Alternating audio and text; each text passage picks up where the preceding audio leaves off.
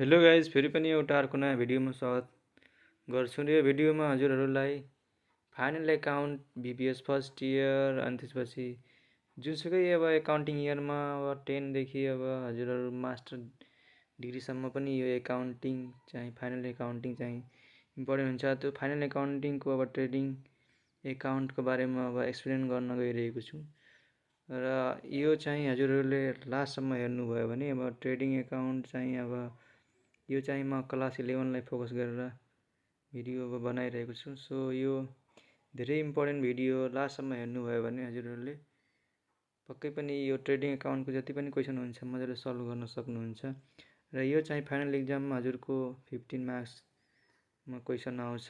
त्यही भएर यो एकदम इम्पोर्टेन्ट हो। ट्रेडिङ एकाउन्ट बुझ्नुभयो भने हजुरहरूले पिएल एकाउन्ट ब्यालेन्स सिटहरू मजाले सल्भ गर्न सक्नुहुन्छ। सो ट्रेडिङ एकाउन्टमा सर्वप्रथम हामीले अब ट्रेडिङ एकाउन्ट लेख्ने अनि त्यसपछि अब फर द इयर इन्डिङ अब कुन इयरमा बनाउन लागेको त्यो डेट चाहिँ यता हजुरहरूले डेट लेखिदिनु होला। अनि त्यसपछि अब यता साइडमा हाम्रो चाहिँ डेबिट हुन्छ अनि यता साइडमा चाहिँ हाम्रो क्रेडिट हुन्छ। यो चाहिँ हजुरहरूले जहिले पनि अब लेख्नु होला फर्मेट बनाउनुभन्दा पहिला। अनि त्यसपछि यसको फर्मेट तब पार्टिकुलर एमाउन्ट अनि त्यसपछि एमाउन्ट राखेर बनाउन सक्नुहुन्छ। अब यसमा सर्वप्रथम हाम्रो ओपनिङ स्टक हुन्छ।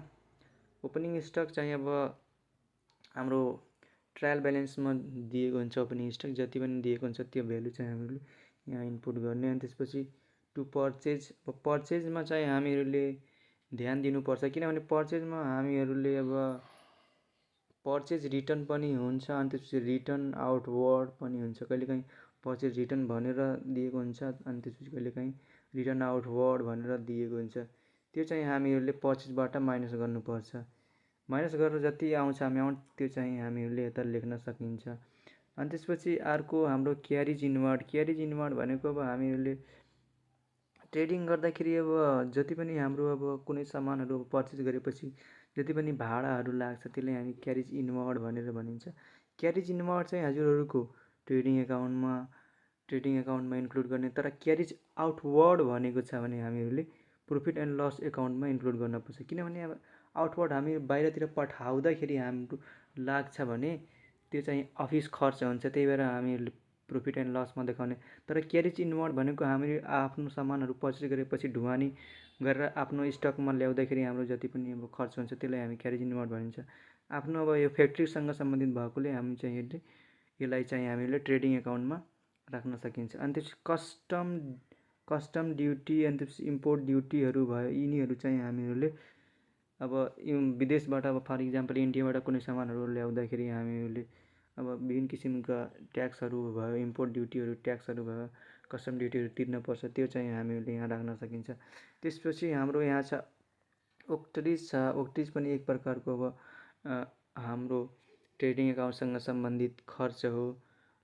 अनि त्यस्तै गरी हामीहरूले यहाँ एक्साइज ड्युटी भयो अनि त्यसपछि क्लियरिङ चार्ज भयो। क्लियरिङ चार्ज अब कुनै पनि अब ट्राफिकहरूले अब विभिन्न किसिमका चार्जहरू काट्ने गर्छन्, त्यसलाई हामी क्लियरिङ चार्ज भन्न सकिन्छ। अनि डक चार्जहरू भयो। अनि रोयल्टिजहरू भयो। अब जस्तै अब रोयल्टिज भनेको अब ठेकेदारहरूले अब ठिक्का लिएको हुन्छ अनि तिनीहरूलाई अब रोयल्टी लिए बापत तिनीहरूलाई अब केही रोयल्टी चार्जहरू, जस्तै अब ढुङ्गाहरू ढुवानी गर्दाखेरि अब नदीबाट ढुङ्गा अब ढुवानी गर्दाखेरि ठेकेदारहरूले ढुङ्गाहरूको अब ठिक्का लिएको हुन्छ। अब त्यस ढुङ्गाहरू ढुवानी गरे बापत अब ठेकेदारहरूलाई जति बराबर कम एमाउन्ट पेड गरिन्छ त्यो चाहिँ हामीहरूले रोयल्टी चार्जको रूपमा हामी राख्न सकिन्छ। त्यस्तै अदर इन्डाइरेक्ट एक्सपेन्सेसहरू भयो। इन्डाइरेक्ट एक्सपेन्सेसहरू जति पनि हाम्रो फ्याक्ट्रीसँग सम्बन्धित हुन्छ। अनि त्यसपछि हाम्रो वेजेज भयो। वेजेजमा हामीहरूले अब प्रिपेयर्ड वेजेजहरू दिएको छ भने हामीहरूले माइनस गर्न पर्यो। आउटस्ट्यान्डिङ वेजेजहरू दिएको छ भने त्यो चाहिँ हामीहरूले प्लस गरेर राख्न सकिन्छ। अनि त्यस फ्याक्ट्री रेन्टहरू भयो। अब फ्याक्ट्री रेन्ट भयो, फ्याक्ट्रीको अब भाडा भयो, भाडामा लिएको छ। अनि त्यसपछि फ्याक्ट्रीको हिटिङ भयो, अनि त्यसपछि लाइटिङहरू भयो। अनि त्यस्तै गरी हामीहरूले कोल अनि त्यसपछि कोकहरू भयो, फ्याक्ट्री इन्सुरेन्सहरू भयो, स्टोर कन्ज्युम्ड भयो, क्लिनिङ चार्ज भयो, अदर फ्याक्ट्री एक्सपेन्सेसहरू भयो। जति पनि हाम्रो फ्याक्ट्रीसँग सम्बन्धित हुन्छ, जस्तै फ्याक्ट्रीको इन्सुरेन्स गरेको छ त्यो बापतको खर्च भयो।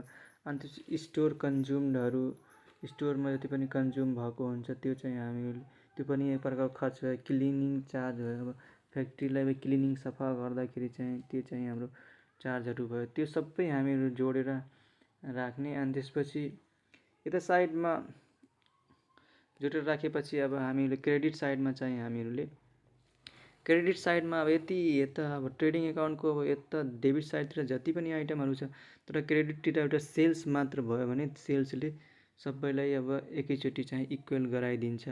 सेल्स जहिले पनि हाम्रो धेरै भइहाल्छ। अनि त्यसपछि अब सेल्समा हामीहरूले के ध्यान दिनुपर्छ, सेल्स रिटर्न दिएको छ अथवा रिटर्न इनवर्ड दिएको छ भने हामीहरूले सेल्सबाट चाहिँ घटाएर अनि त्यसपछि जति एमाउन्ट छ त्यो एमाउन्ट चाहिँ यता लेख्न सकिन्छ।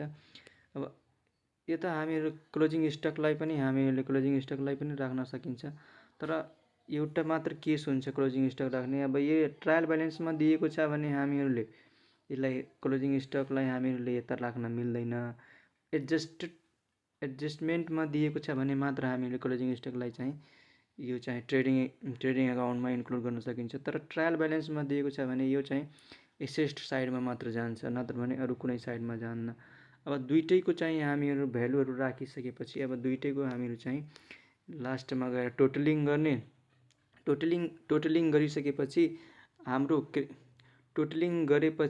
चाहिँ क्रेडिटतिर हाम्रो चाहिँ धेरै भयो भने क्रेडिट साइडतिर हाम्रो धेरै भयो भने हाम्रो चाहिँ ग्रोस प्रफिट राख्न पर्छ। तर हाम्रो डेबिट साइडतिर धेरै भयो भने हामीहरूले ग्रोस लस राख्न सकिन्छ, ग्रोस लस। त्यही भएर यो चाहिँ हामीहरूले ध्यान दिनुपर्छ। डेबिटतिर धेरै भयो भने हामी ग्रोस लस हामी राख्न सकिन्छ। तर क्रेडिटतिर धेरै भयो भने हामीहरूले ग्रोस प्रफिट राख्न सकिन्छ। त्यही भएर हामीले यो चाहिँ धेरै ध्यान दिनुपर्छ।